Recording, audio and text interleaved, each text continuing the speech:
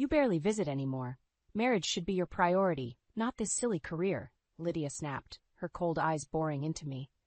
Milo shifted uncomfortably beside me, on the floral-patterned couch. Mom, Elise works hard. You don't have to be so hard on her.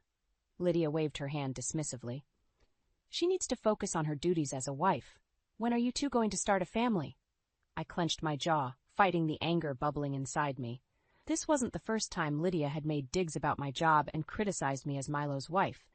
But today, on our rare joint day off, it stung more than usual. My career is important to me, I said evenly, proud of myself for not raising my voice. And we've discussed children. We'll have them when the time is right for us. Lydia's eyes narrowed. For you, you mean? For your convenience and schedule, typical modern woman always putting selfish desires first. That was it.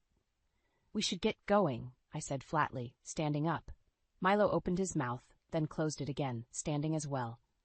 Yes, run off. Par for the course these days, Lydia called after us. The drive back to our condo was silent. Milo kept glancing over at me, lips pursed, but I stared straight ahead, too angry to speak. How could he let his mother talk to me like that? When we got home, I went straight to the bedroom to be alone. A few minutes later, Milo poked his head in. Else, are you okay? I whirled around, my fury unleashed. No, I'm not okay. Your mother constantly belittles me in my career, and you just sit there and take it. Do you agree with her outdated, misogynistic views? He recoiled. What? No, of course not. She just has a certain way of speaking. She doesn't mean anything by it. I stared at him in disbelief. Doesn't mean anything by it? You can't be serious. She clearly thinks my job makes me a bad wife and that having a career means I'm selfish. She's just old-fashioned, Else. You know how she can be. He came over and put his hands on my shoulders. Don't let it bother you so much. I jerked away, unable to believe his nonchalance. My career was a huge part of who I was. How could he downplay his mother's words so easily? This has been building for years, I said, voice shaking slightly. She repeatedly criticizes and demeans me. I feel disrespected in my own marriage by my own husband. Milo's face fell. Els, I'm sorry. I never meant to make you feel that way. But it was too late for apologies. His flippant response to his mother's toxic behavior spoke volumes. I suddenly felt overwhelmingly alone. I can't keep living like this, I said quietly. We need to get counseling to work through these issues. If we can't get on the same page, I don't know if our marriage can survive. Milo paled, but I stood firm, my mind already spinning ahead to the next chapter of my life. The next morning, I was sifting through the mail when a letter from our bank caught my eye. Frowning, I opened it and froze. Our checking account was nearly empty. Milo, I called out, panic rising in my chest. Come here. He shuffled into the kitchen, still in his pajamas. What's up? Look at this, I said tersely, thrusting the bank statement at him. Our account is almost drained. What did you do? He scanned it and cringed. Ah, I've been meaning to talk to you about that. Meaning to talk to me? We're supposed to be partners, Milo. How could you fritter away our savings without consulting me? I didn't fritter them away, he protested. I had some unexpected expenses come up. Like what? You better start explaining yourself right now. He shifted uncomfortably. Well, you know my parents haven't been in the best health lately. They needed some help with medical bills. They needed help? So instead of having an adult conversation with me, you just took money? It was an emergency. I couldn't let them get behind or wreck their credit rating. That's not an excuse, I said through gritted teeth. You went behind my back and used our marital assets. That's financial betrayal. I was going to tell you, Milo said, raising his hands. I just wanted to handle it first. That's no justification. You're a liar, Milo. I don't know if I can trust you anymore. His eyes widened. Else, come on, you're overreacting. It's not that big a deal. I stared at him incredulously. Not a big deal? He was more worried about his own guilty conscience than my feelings. We're supposed to be partners, I said, voice breaking. But you're disrespecting me and undermining our marriage with this garbage. I'm your wife, not your doormat. Milo rolled his eyes. There you go again, being overdramatic and emotional. It's not as serious as you're making it. That was it. I'd had enough of his dismissive, condescending attitude. I balled my fists so hard my nails dug into my palms. You clearly don't value me, our marriage, or our finances, I spat. If you can't be an equal partner and show me basic respect, then I don't know what we're even doing here. Something flickered in Milo's eyes then. Was it shame? Hurt? I found I didn't care anymore. This callous financial betrayal was just one more blow after his mother's hurtful words. I was done being mistreated. I'm going to stay with Angela for a few days, I said, voice icy calm. Maybe some time apart will give you perspective. I stormed past him, grabbing my purse and keys. At the door, I turned back. I gave you my ultimatum yesterday. Get your act together, Milo. Seek counseling or be prepared to lose me. This behavior ends now. The door slammed behind me with a note of finality. As I drove away, tears blurring my vision, part of me already knew his answer. When I returned home from Angela's a few days later, Milo was waiting for me in the living room. He leapt up from the couch when I walked in. "Els, thank God you're back. I've been so worried." He moved to hug me, but I stepped back, arms folded across my chest. "I needed some space to think," I said flatly. Milo's face fell. "I get it. I really screwed up with the money stuff. I'm so sorry." "Sorry isn't good enough this time, Milo. Your actions have consequences." "You're right," he said, nodding vigorously.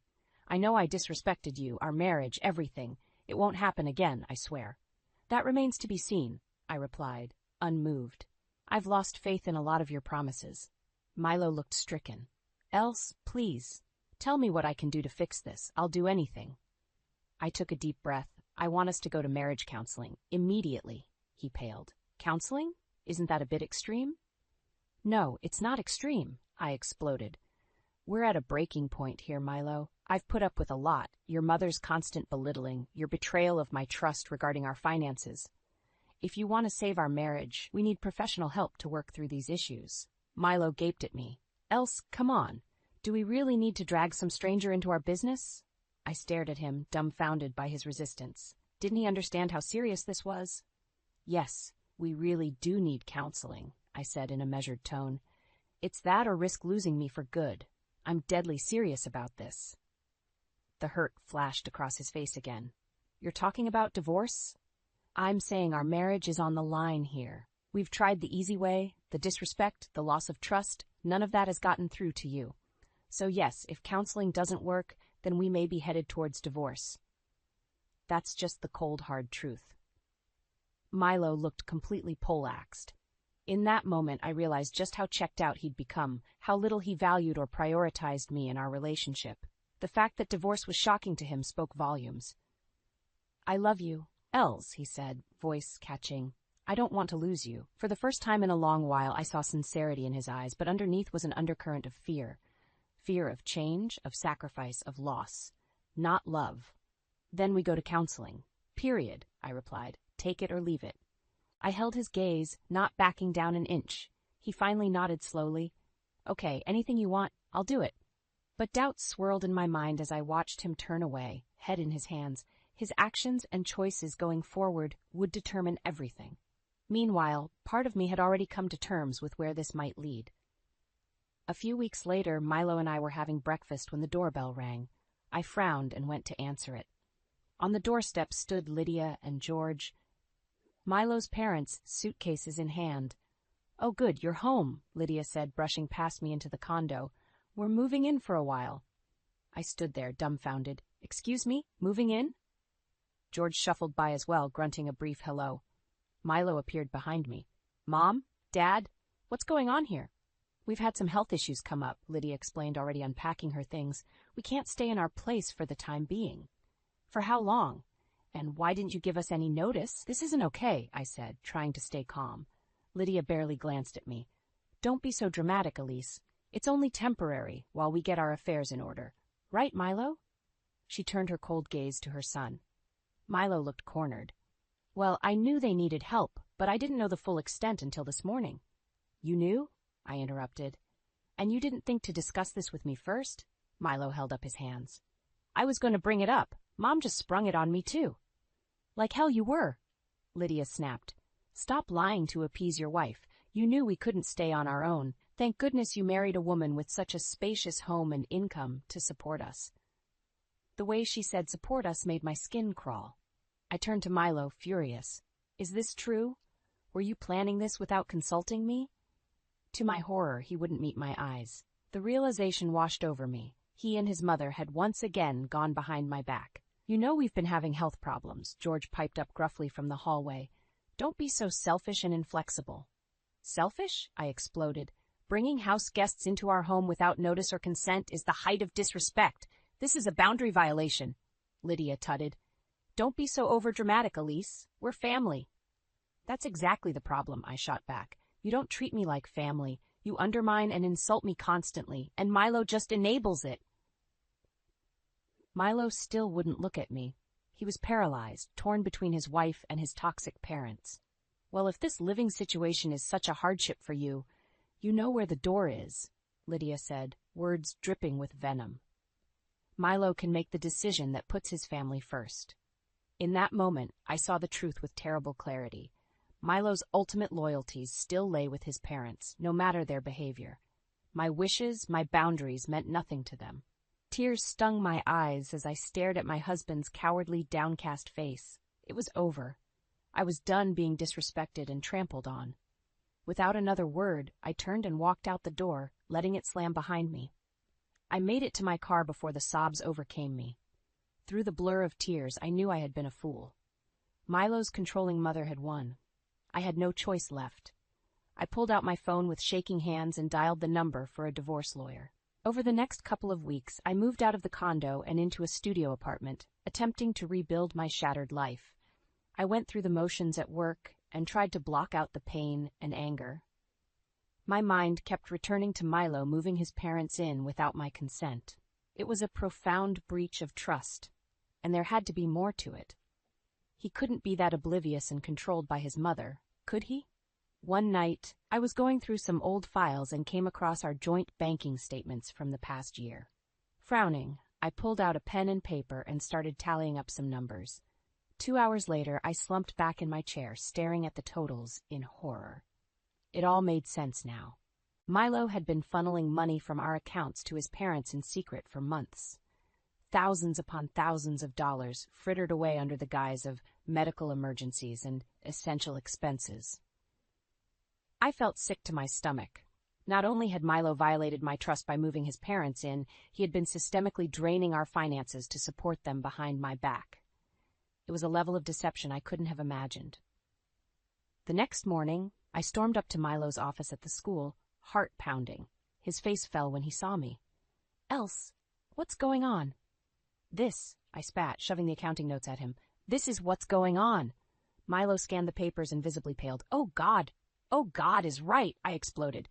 "How could you do this, secretly siphoning our money for over a year? Do you have any idea the level of betrayal here?" "Else, I was going to tell you. I swear, I just hated disappointing you." "This is so far beyond disappointment." I was shaking with rage. "You've been lying to me for months, using joint marital assets to fund your parents' lives. It's financial infidelity." Milo hung his head. "I know. It spiraled out of control before I could fix it." "Spiraled?" I laughed bitterly. "You made the choice to deceive me repeatedly. I just can't believe you'd stoop this low." "Please. You have to understand. They really did have emergencies and nowhere else to turn." "Don't give me that." I cut him off. "This is about your inability to set boundaries with your toxic, manipulative mother. Always has been." Milo looked up, shame and hurt warring on his face.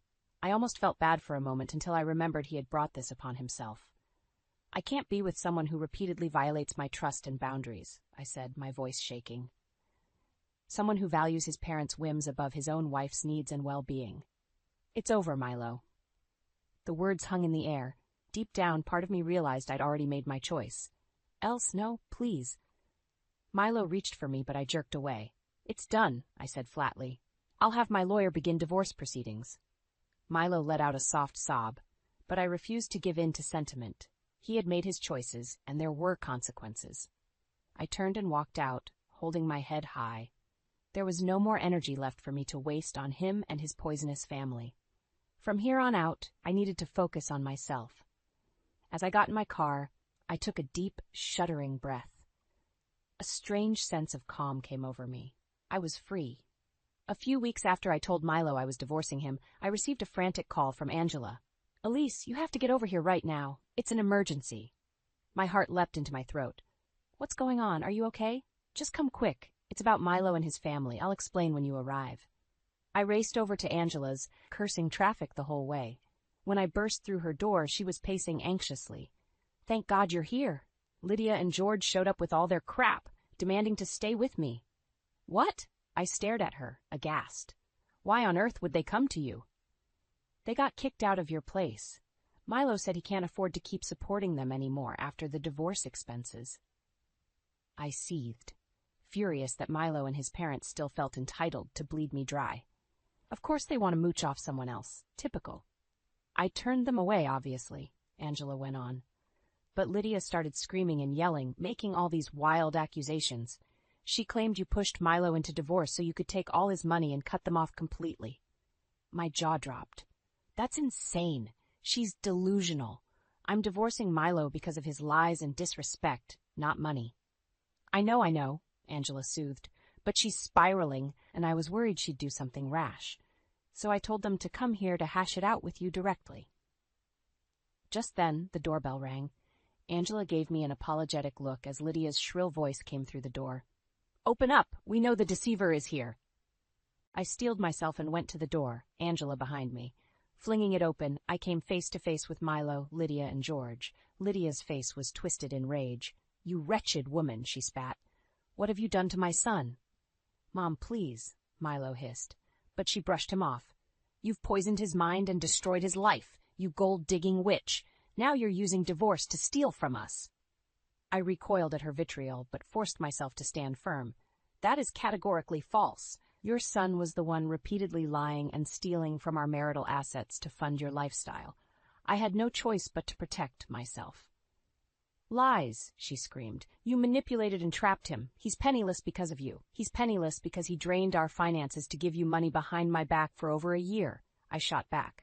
Your toxic control forced him to violate my boundaries repeatedly. Lydia laughed, a grating cackle. So you admit he valued us over you? As he should. You're nothing but a selfish harpy. That was it. I'd had enough of her venom. If what you say is true, if Milo truly valued you over me as his wife, then how pathetic is that? My words hung in the air. Milo looked stricken but stayed silent, cowed. George just grunted, arms folded. You're a cancer, Lydia, I went on, voice shaking with fury. And Milo let you infest and destroy our marriage so he could keep appeasing you. It's sick. I stared at my soon-to-be ex-husband, filled with a maelstrom of emotions. But underneath it all was pity. I'm divorcing a mama's boy too weak to stand up for himself or his wife, I said quietly. How sad for you both. Lydia's mouth opened and closed, but no sound came out. I had deflated her bluster. Now get out, Angela interjected firmly. You're not welcome here. She closed the door in their stunned faces. I sank down onto a chair, emotionally drained. As the shouts started up outside, I realized I was finally, truly free. The toxic grip had been severed. It was time to reclaim my life. As I sat with Angela that day, watching Lydia and Milo through the window as they cursed and ranted, something shifted inside me. Their vitriol no longer had the same sting. I felt numb, detached. After they finally stormed off, Angela turned to me with a worried look. Are you okay? I'm so sorry you had to go through that. I took a deep breath and slowly let it out. I'm fine. Better than fine, actually. Angela searched my face, confused. What do you mean? I mean I'm done letting them have power over me. That chapter of my life is closed. I thought for a moment. In fact, I'm not going to just passively end things with Milo. I'm taking control. Angela sat back, surprised. Taking control how? By getting justice. I stood up and began pacing, energy coursing through me. Milo systematically depleted our marital assets for over a year, giving that money to his vile parents behind my back. It was illegal and unethical on multiple levels. Angela nodded slowly, catching my meaning. So you're going to go after them, legally and financially? Absolutely. I'm consulting lawyers immediately to explore all my options. I have the evidence of his fraud and deception. He and his parents are going to face consequences. A grim smile crossed my face as a plan began to form. In fact, I may handle things a bit more creatively than just the legal angle. What are you thinking? Angela asked warily. Milo and Lydia have always dismissed me as some inconvenient, emotional modern woman who didn't know her proper submissive place, I explained. They underestimated me. I paused, picturing both their smug, sneering faces. I'm going to make them realize the full extent of exactly what kind of strong, capable woman I am. I'm going to utterly dismantle their world and status, just as they tried to do to me. Angela's eyebrows shot up. Damn, girl, you sound like a woman on a warpath. Damn right, I replied, eyes flashing. They messed with the wrong modern woman. Over the next few days, I immersed myself in research and planning. I met with a lawyer well-versed in financial crimes and divorce, laying out the full scope of Milo's betrayal with documentation. We began gathering additional evidence of the money trail, tracing the funds he had diverted to his parents over the past year. The lawyer assured me we had enough for criminal and civil charges of fraud, misappropriation of marital assets, and more. But I didn't stop there. I consulted a private investigator to dig deeper into Milo and Lydia's backgrounds and activities. I wanted to expose every shady financial dealing, every personal and reputational skeleton they tried so hard to hide. The investigator turned up a host of illicit activities from Lydia's past: tax evasion, unpaid debts galore, even a messy sex scandal that had been neatly swept under the rug. It confirmed my instinct that her holier-than-thou facade hid monstrous hypocrisy and moral failings. As the puzzle pieces came together, I began to set my plan in motion. There would be 3 stages. First, I would go scorched earth legally and financially, draining Milo and his parents of every last ill-gotten resource.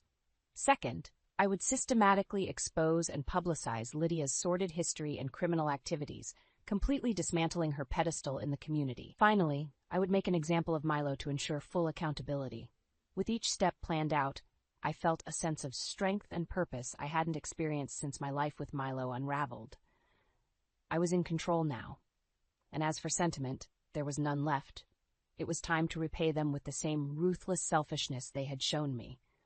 Only then would justice be served. About 6 months after my fateful confrontation with Lydia and Milo, I was putting the final touches on my plan. It was time to strike. I sent out formal invitations to Milo, Lydia, George, and a handful of their closest friends and relatives, requesting their presence for a family gathering at my place. They would be expecting some sort of attempt at reconciliation. Little did they know. The appointed evening arrived, and my guests began filtering in, looking confused and annoyed. Lydia swept in last, chin high, glaring around imperiously. "Well, what is the meaning of this charade?" she demanded when she spotted me. I smiled thinly. "Please, everyone take a seat. I have an announcement to make." Mutterings filled the room as they grudgingly sat. Milo kept shooting me panicked looks, terrified of a scene, no doubt. Once they settled, I began to speak. "Friends, family, I've gathered you all here today to share some important news and set the record straight on a few matters." I paused, taking in their wary faces. Lydia was scowling. "Many of you know that my marriage has dissolved over the past year. What you may not realize is the scale and severity of the betrayal and damage done." I looked directly at Milo, who shrank under my gaze. "My husband systematically depleted our joint marital assets and finances over many months, funneling thousands upon thousands to support his parents' lifestyle and expenses without my knowledge or consent." Gasps and murmurs filled the room. Lydia shot Milo a venomous look. "It was discovered," I went on, "that he fraudulently misused our funds out of an unwillingness to cut off his parents' constant demands for financial support. The extent of the deception is staggering." I shook my head slowly. The trust, respect, and sanctity of marriage was completely violated, and so decisive action had to be taken. Reaching into my bag, I pulled out a manila envelope. "As of today, I have officially filed both criminal fraud charges and a civil lawsuit against my former husband, Milo. A portion of all future earnings and assets will be garnished to compensate for the damages." Milo's head snapped up, eyes wild. "You can't be serious!" But I pressed on. "Additionally, I have filed civil liability claims against both Lydia and George for their role in encouraging and facilitating this misconduct." My voice strengthened. The bright lights of legal and financial ruin will now be shone in their faces.